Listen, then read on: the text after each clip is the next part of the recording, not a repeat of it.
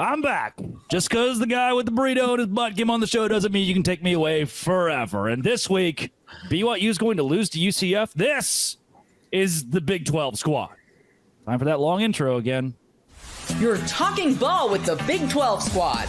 From Oklahoma State to Utah, from Kansas State to BYU, from Houston to Texas Tech, it's the local experts of the Locked On Podcast Network bringing you scoops, breakdowns, and the most comprehensive preview of the upcoming Big 12 weekend. Buckle up. It's the Big 12 squad, and we have a seat for you. No hurt feelings and thin skin allowed. Squad up. You're part of the Big 12 squad.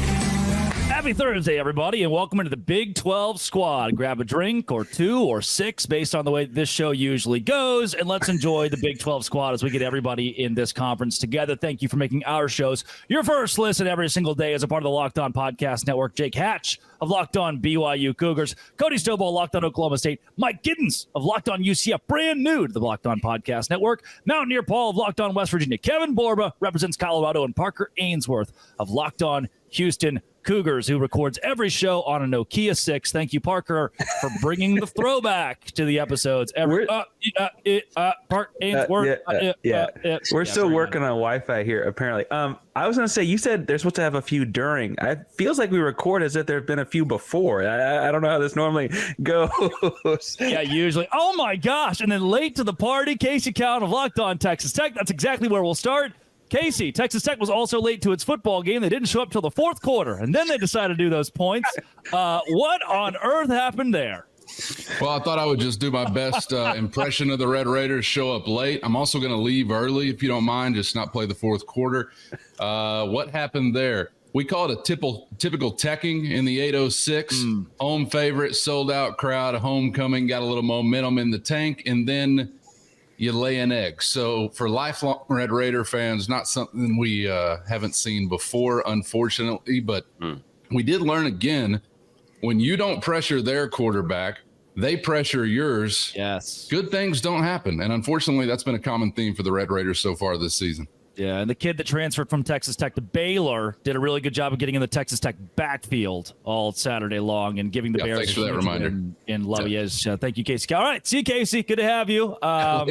Wait a second. You guys this week are at TCU. TCU's favored by 6.5. Why? I mean, if we break it down, okay, Casey, if we take away last week, didn't happen, Fugazi, right? Which I'm sure you would love, by the way.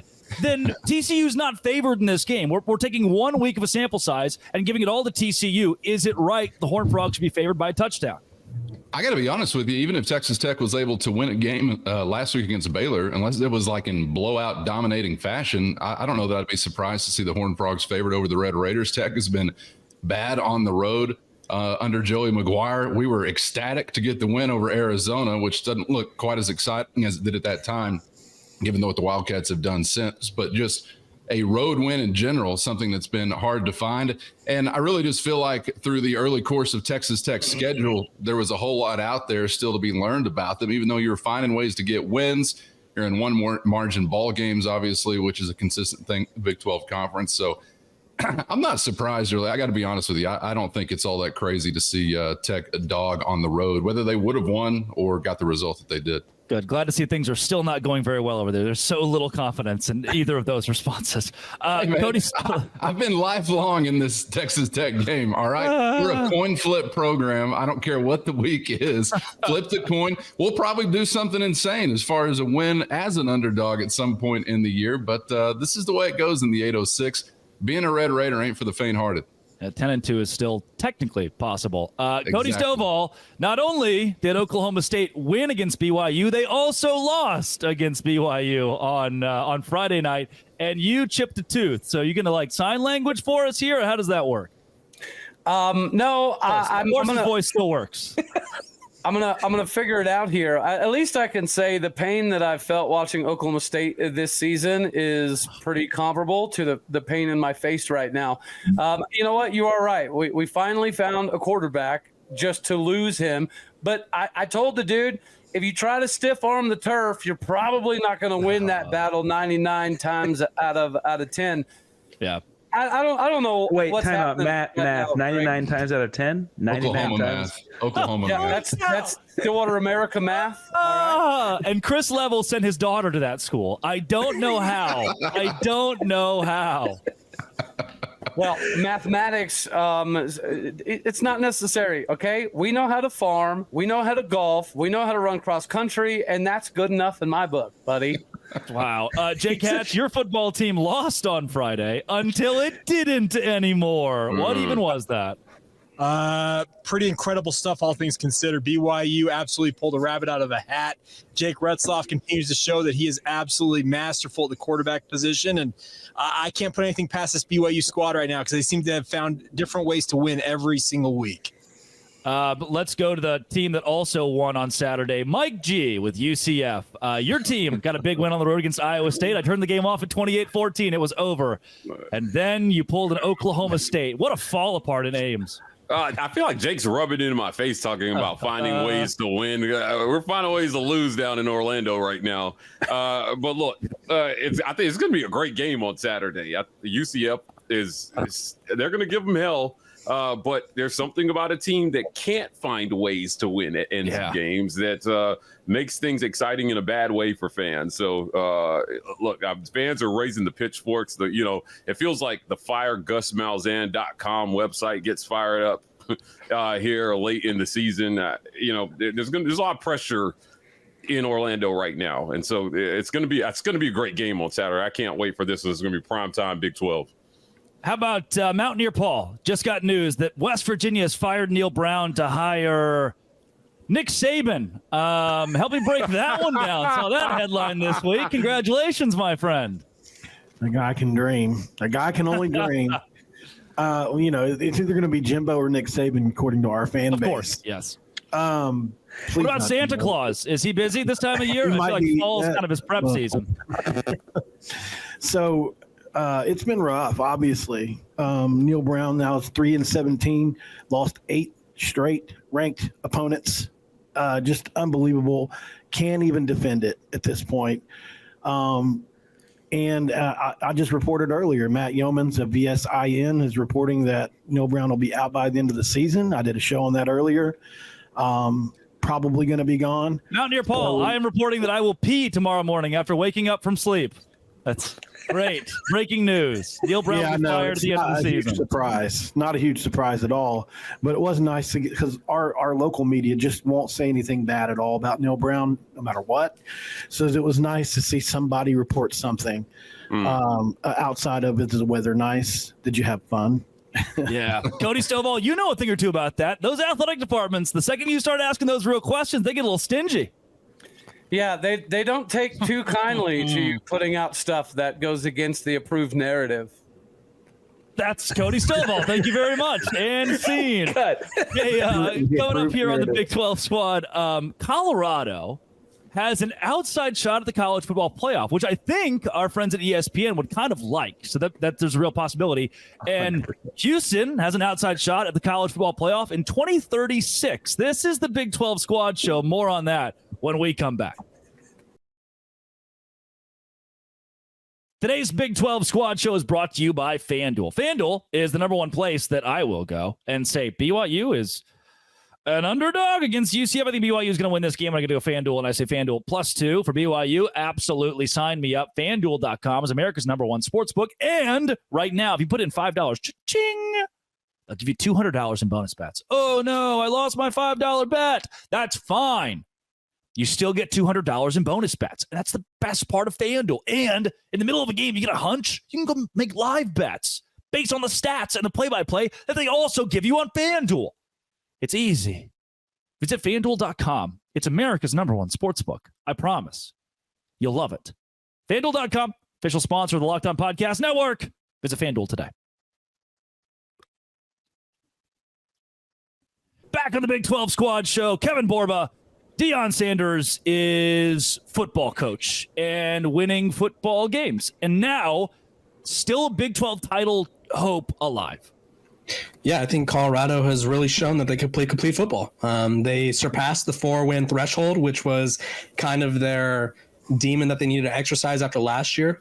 They lost 7 out of their last 8 games last year and ended up at 4-8. And now they look like they could be one of the best teams in the Big 12. And today, Deion Sanders, he dropped 2 stats for us that I thought were pretty funny. It was back-to-back 27-point road wins for the first time since he had a Jerry curl. And then it was also the first time that they forced 3+ turnovers in 3 straight road games since Moby Dick was a minnow. So Colorado's defense is really, really on another level right now. They lead the Big 12 in sacks. They lead the Big 12 in turnovers forced. And it's kind of this weird thing where if you hand the ball off to a running back, it does open things up for the passing game as well. And so who knew that not throwing the ball 70 times a game would work out, but it's working out really well for the Colorado Buffaloes. I think someone probably was like, hey, Deion, I got an idea this week. You know, we have like 7 running backs there. Would you like to just use any of them? And Deion was in. Mike G, you and I did a crossover episode this week where you said Colorado has an outside shot at the college football playoff, maybe even with an at-large question mark? Yeah, look, they want Colorado in this playoff. Kevin, they want y'all in the playoff. So get ready, buddy.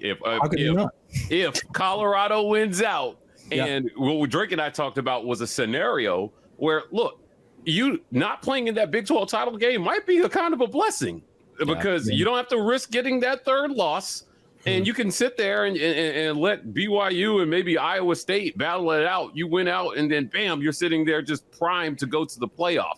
Prime, nice, well placed. Hey, welcome to the show, Mike G. Gonna get it. Yeah, I look at the rest of Colorado's schedule, and I honestly don't see a game where I'm not confident in them to win this game. Right? They have Cincinnati on deck. Who is Kevin Borba extremely loud for anyone else? I'm sorry. He's getting a whole lot of Borba, man. This guy's confident in the Buffs. Am I good now? Sorry, new mic. Good now. No, New mic. louder, more cowbell. Sorry, but Cincinnati, not that good. Texas Tech, I mean, sorry, Casey, but who knows what you guys are. And then Utah, JT Wisherstill's not here, but Utah, I think they look like they play football in the 50s. They can't throw the ball forward. And then Kansas is terrible. And then Oklahoma State. No offense, Cody. You guys aren't that great. So that's a nice stretch. Hey, how dare you talk about Utah like that? All right. Look, there are over 6,000 languages in the world. Wow. But Kevin has chosen to speak facts, guys. Look, these guys, I 100% agree about this schedule. It's manageable. I mean, I think it's what it boils down to. Take all the rhetoric out of it. That schedule is very manageable for them to win out. They just can't have any mental lapses down the stretch, right? Yep. So Shedeur Sanders, one of the best QBs in college football. Travis Hunter, he was, he's been my front runner for the Heisman this whole season. People were high on Jalen Milroe. I just was like, no, I think we're going to see him falter here. Travis Hunter, the one defensive and offensive player of the game. I think he's on the ticket for the presidential election in a month. This guy is dynamic. I would vote for him. I would vote for him. I've watched his TikTok lives. He has great politics. I love his thoughts on taxes. Parker Hainsworth of Locked On Cougs. You guys were back until speaking of, your internet connection is stunning. I can hear you perfectly, but I could never understand what you look like. This is like you're like a Guess Who character, like a muffled Guess Who character. Parker, do you have warrants? What's going on? My mom said I had a face for radio, so I guess that's the way it goes. You don't have a face at all right now. I think Kevin talks about the Buffs having a chance to college football playoff because they don't have to play the Cougs, right? Kelvin Sampson's got a great program. Oh wait, this is football season. I will say that I think that the biggest thing Houston's got going for them is it sounds like the quarterback might be healthy again this weekend.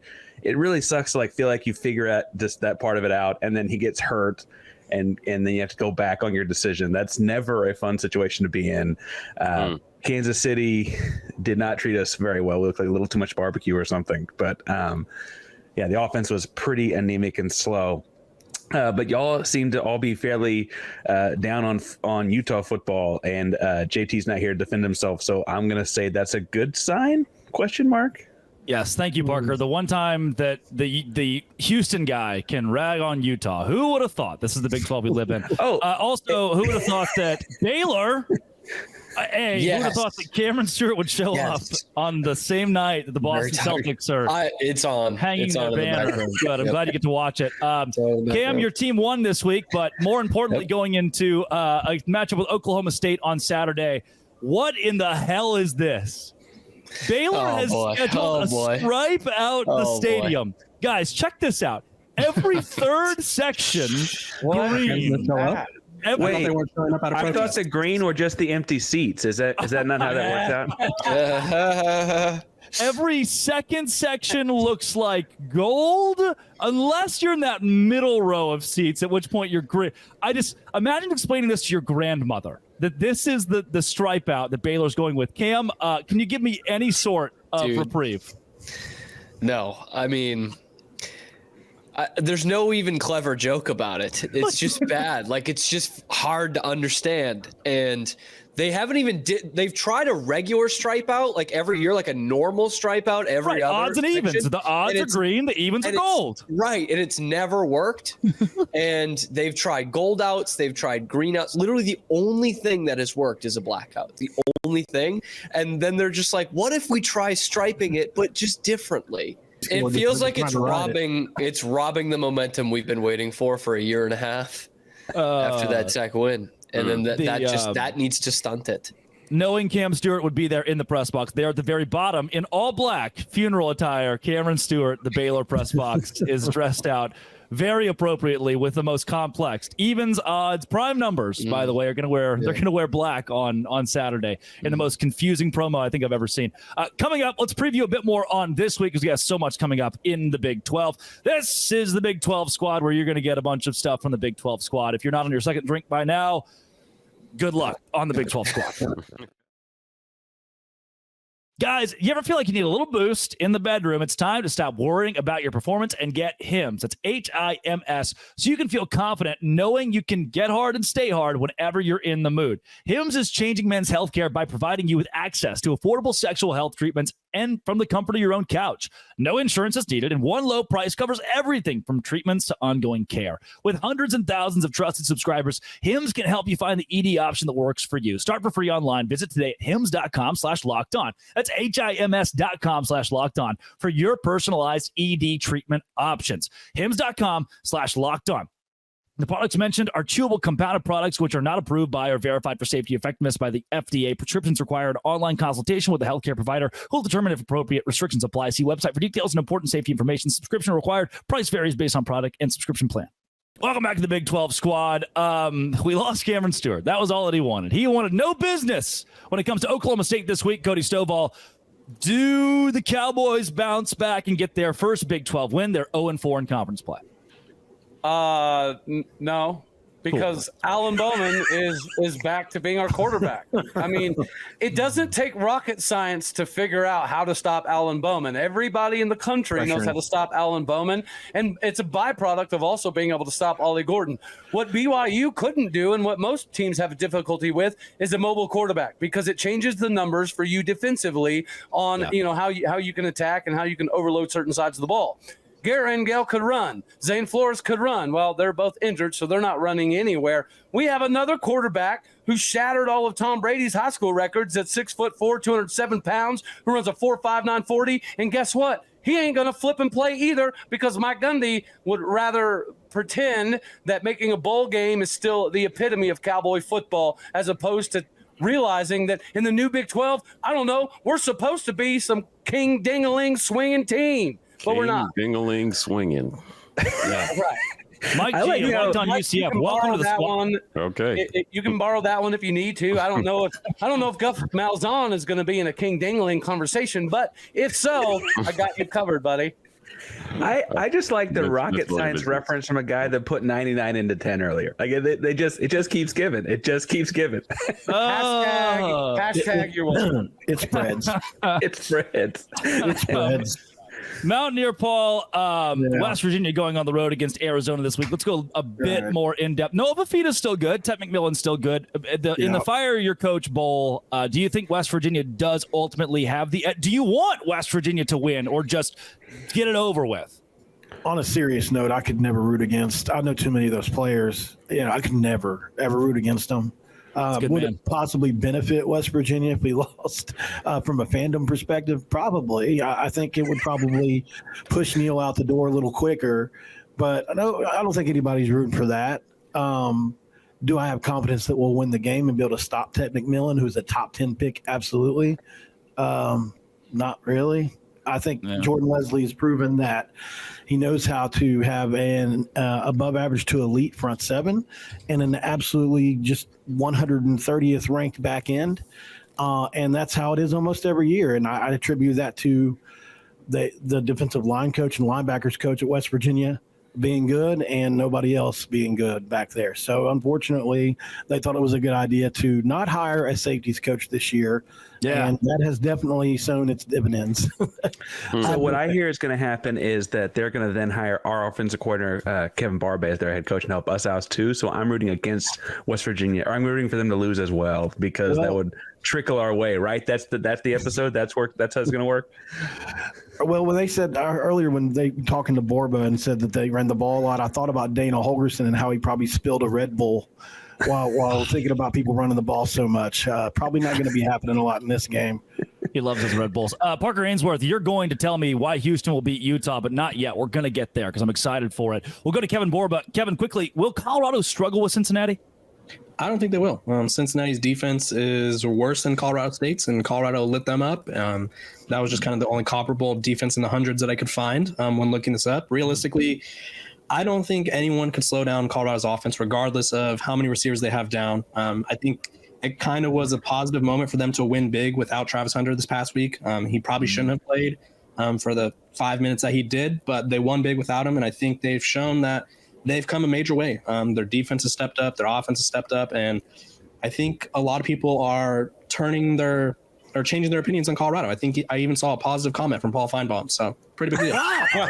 Good. You've got Feinbaum. Feinbaum showing Big 12 love. That's a big deal. Watch it. Let's rock with Casey Cowan, Texas Tech. I know you gave a bit of a preview about this TCU game. Will you call the shot that Tech wins it on the road in Fort Worth? If you could give me a favorable turnover margin for the Red Raiders, then I could call that shot. Texas Christian has been giving the football away left and right so far this year. And coming into last week, Tech, I think, had 9 takeaways in the previous 3 or 4 ball games. Then they go goose egg against Baylor. So you could say we're due. So maybe we'll pick back up where we left off previously there and continue to make hay on Horned Frog mistakes. And it has been good to see that the people in purple have been prone to chunk plays on the ground. And Taj Brooks is a guy that I think maybe can take advantage of that. Again, when I say that Texas Tech is a coin flip roller coaster kind of program, that does include doing something unexpected, which might be going back with your hair on fire on the road after you're embarrassed at home and pulling off a win. So I am feeling bold about it, but I really need to know what that turnover column is looking like to call the win, I think.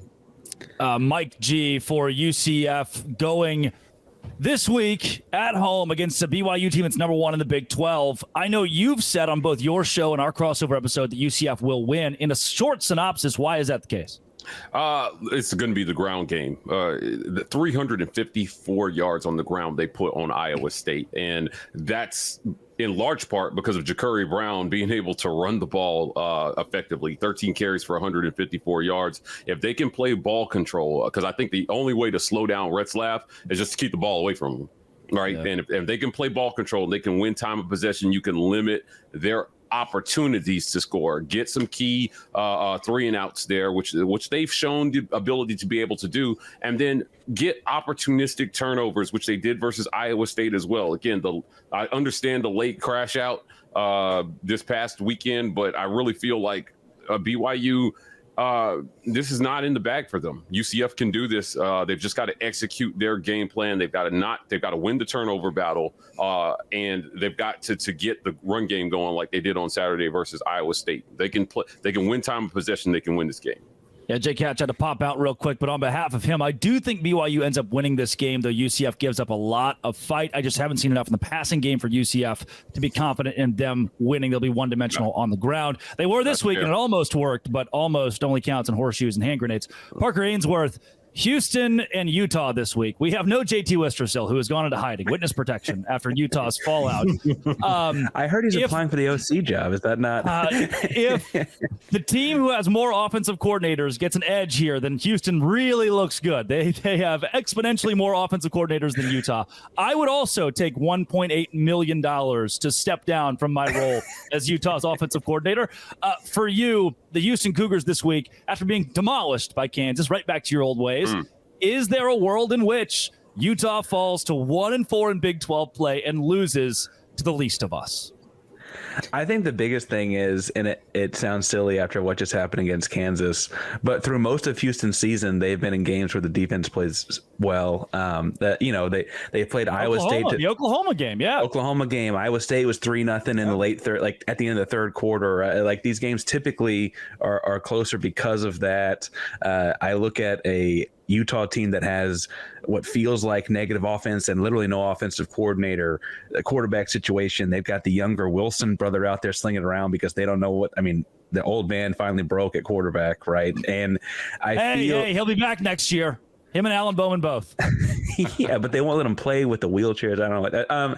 No, I think that the truth there is that that sets up for if Houston's defense is back on track and Kansas was the admiration or the one that sticks out. Back to English class. I think that's the moment that Houston kind of gets a couple turnovers. It's a night game. It's homecoming. The crowd, even though it's been a rough year, should be up for those kinds of things. I think those are all good signs. Zion Chris is supposed to be healthy enough to play. I think they missed him after he went out pretty early last week, and so those are all good signs. I will say the Houston offense has been horrible. We've talked about 14 points last Saturday being the third highest point total on the season for them. That's rough, and so that doesn't TCU won 13-7 though. So. True. Parker, if we send you back to English class, we can send Cody back to math class with you. We can make it kind of a package deal. 99 out of 10 for him. Shaking his head violently, no. The ghost of Parker Ainsworth. I only wish we could have seen you tonight. I'm sure you look great. I would have no idea. This feels like punishment for my Astro shirt on. I realize I had an Astro shirt, but that's the reason that I can't be seen. That'll do it. The Ainsworth curse. I feel like today was just this beautiful encapsulation of what the Big 12 is. Quick, in and out, easy, chaotic a little bit. Some guys came, some guys went. That is a beautiful thing. Pause. Come on, Cody. There it is. It's the last time that I go off script. Wow. Just stuck to the Cody. Quick, in and out and easy, huh? So many times. Some guys came and went. All right, we will. I'll just hide that one from production and make sure they don't see it, and then I'll be suspended for next week again.